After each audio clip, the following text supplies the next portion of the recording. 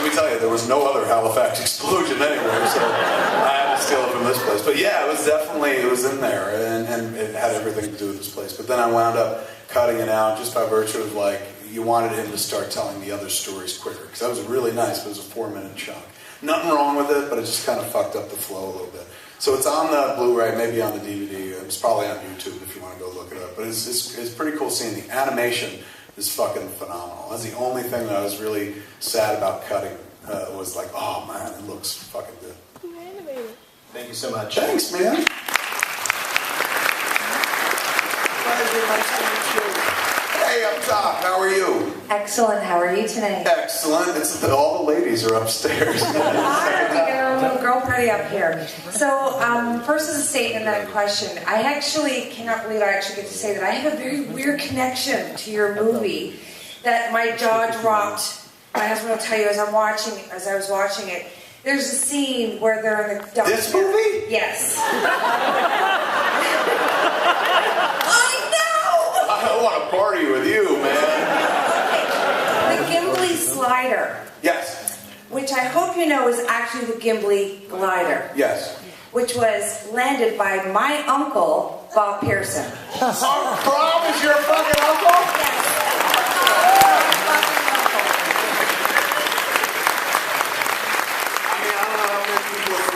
If you don't know the story of the Gimli Slider, it's one of the greatest Canadian stories ever told about two men who land a fucking jet with no gas in it just when the metric, it's so fucked up that everyone changed over to the metric system up here. So, you know, when they were doing a fuel check before the plane took off, where did it go? It went from Montreal. It was leaving from Montreal. It was going across the country to Edmonton. But it had to land early. It had to land early because they switched over to the metric system on this particular day. With the guys who were checking the fuel, we're still checking based on gallons, not on liters or whatever. Yeah. So the fuel load was inaccurate. So the plane takes off, and like halfway through their journey, all of a sudden fucking it gives out. Like there's no fuel to fucking fly the plane, which is, you know, fucking death for any fucking plane. But your uncle, that's so fucked up. I know! Your uncle was like Batman of the air, man.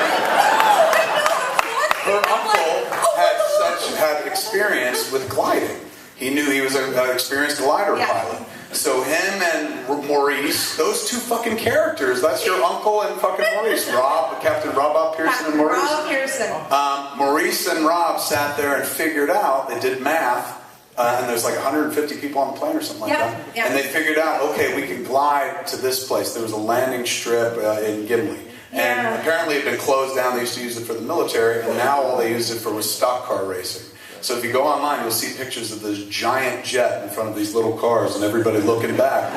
Because the fucker glided the plane to a landing. Like everybody lived, nobody fucking died. It's an insanely wonderful story, the Gimli Glider. So when I was needed a fast food place, I was like, the Gimli Slider. You know? That was more for Scott Mosley than anything else.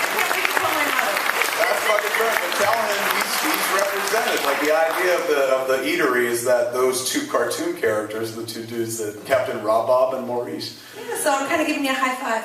I appreciate that. Don't tell your uncle though, because I don't want to get sued. Actually, you probably think it was really, really cool. Excellent, man. So, tell him I think he's really cool. That's fucking amazing. So I was thinking of all these, like, you know, very deep questions I could ask you, and I thought, probably a cooler story would be, have you ever had a near-death experience? Yeah, I had one near-death experience that I'm aware of. I mean, look, we're near-death all the time and shit, but the one that I was fully aware of was we were flying from New Jersey to Los Angeles. The kid was about a month old. It was the first trip that we took with the kid. She was real small. And we were halfway over through the country. Everything fine, chilling out. I think it was on my laptop or whatnot, and she was holding the baby. And all of a sudden the plane went bam, hit something like really fucking hard. We dropped like that. Everybody shook. Then all of a sudden it went and started fucking going down. And the fucking bins opened up and stewardesses fell and shit like that. Masks didn't drop. That didn't happen because I guess we didn't lose pressure or whatever. But fucking the whole plane was disheveled and thundering. And so immediately the fucking bing, bing, bing, the light goes on, like, put your fucking seatbelts on, dummies. And I put mine on, and I'll never forget this. I put mine on, and I had to fasten Jen's, because in the video, they're like, you know, if you've got a small child, help some motherfucker out. And I was like, holy shit, thank God I watched the video. So So I buckled my seatbelt, and then I buckled hers. And I remember looking from her seatbelt up to her face, and she was white as a ghost, and I was white as a ghost, and we looked at the kid, and we're like, holy fuck, we're all going to die in a plane. Like, this is fucked up. What do we do? Like, a seatbelt for the kid? We didn't know what to do and shit. So we were just holding her, and I was fucking white-knuckling it, and we dropped. Felt like we was going on for 3 minutes and shit. Probably didn't last nearly that long. Then suddenly, bam, we hit something, an air pocket, leveled, and stopped dropping. And it just went, and then we went back to flying.